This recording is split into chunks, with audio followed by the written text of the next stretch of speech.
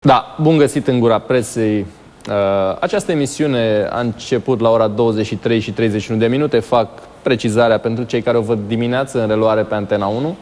Ea se succede, deci urmează emisiunii Sinteza Zilei, unde invitat a fost Crin Antonescu. Mărturisesc că am un erou personal. El se numește Mihai Gâdea. Este un monument, deci un monument de stăpânire de sine și de bună credință. Deci este un monument de stăpânire de sine și de bună credință. Wow!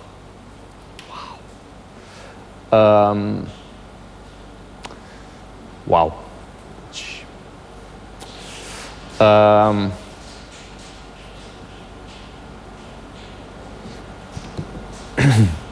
Deci, adică, ce vreau să spun este că Mihai Gâdea e Mihai Gâdea pentru că are niște proprietăți. Nu proprietăți în sensul de avere, ci are niște calități. Printre care stăpânirea de sine și buna credință. Că e bine intenționat. Deci Gâdea a fost bine intenționat. Da. Vă dați seama, adică sigur că am avut și prilejul pasei cu domnul Antonescu, în cazul în care n-ați văzut-o, o să și postez. Că de ce să nu postez, nu? Și pe Facebook, și pe YouTube, și pe blog, și pe unde mai poate fi apostată. Dar faptul că, deci nu, Mihai Gâdea este eroul meu personal, este și prietenul meu, dar deși e mai mic de vârstă ca mine, când mă fac mare, vreau să mă fac Mihai Gâdea, adică da. Wow! Dumnezeule mare!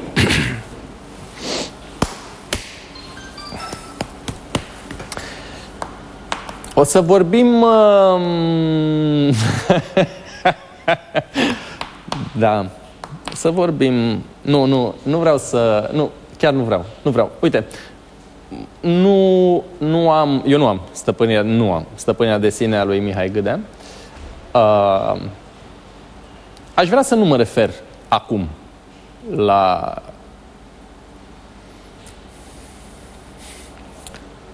lucrurile pe care le-am văzut în direct la televizor.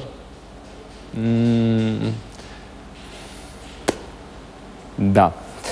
Și să vorbim nu despre prestația domnului Crin Antonescu la Antena 3 în direct, prestație care 80% a fost despre Antena 3.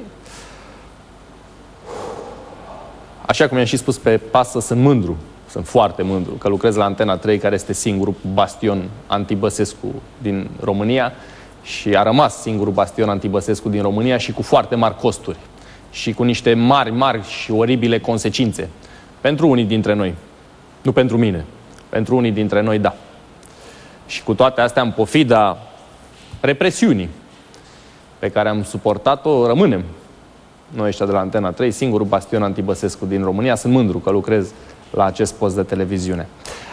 Dar, repet, nu cred că sunt capabil acum să păstrez un registru pe care însă l-am păstrat, e adevărat, câteva minute pe pasa cu domnul Crin Antonescu. Și atunci aș vrea să vorbesc despre alte subiecte, cum ar fi guvernul Ponta 3.